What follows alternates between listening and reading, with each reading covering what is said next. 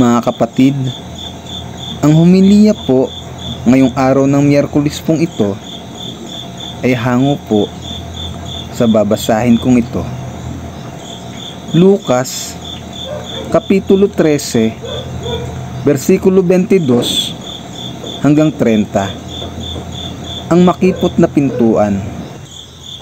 Nagpatuloy si Jesus sa kanyang paglalakbay at siya nagtuturo sa bawat bayan at nayon na kanyang dinaraanan papuntang Jerusalem.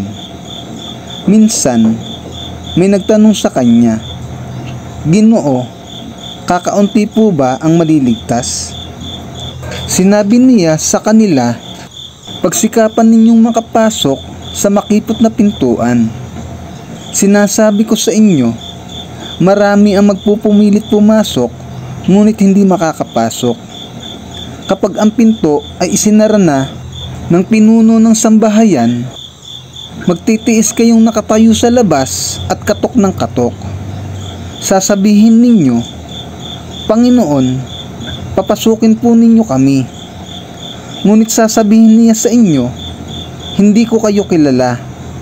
Sasabihin naman ninyo, 'Kumain po kami at uminom, nakasalo ninyo, at nagturo pa kayo sa aming mga lansangan.'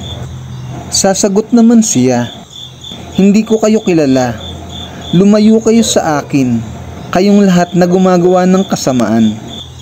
Iiyak kayo at magngangalit ang mga ngipin kapag nakita ninyong nasa kaharian ng Diyos sina Abraham, Isaac at Jacob at ang lahat ng propeta, habang kayo na may ipinagtatabuyan. Darating ang mga tao buhat sa silangan at sa kanluran, sa hilaga at sa timog, at kakain sa handaan sa kaharian ng Diyos. Tunay ngang may nahuhuling mauuna at may nauunang mahuhuli."